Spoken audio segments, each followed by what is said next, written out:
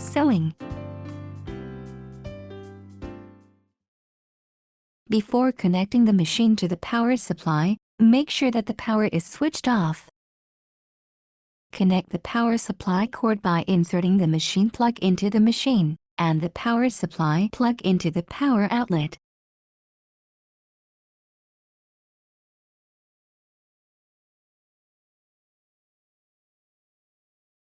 Turn the power switch on. Set the thread tension dials to 3. Lower the presser foot lifter. Draw the threads to the back under the foot. While pulling the thread chain slightly to the back, run the machine slowly to produce a thread chain of 2 inches.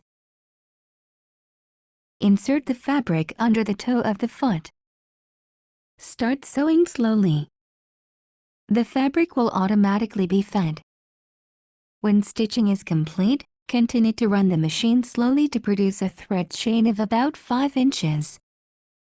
Cut the threads with the thread cutter, leaving about a 2-inch thread chain on the end of the fabric.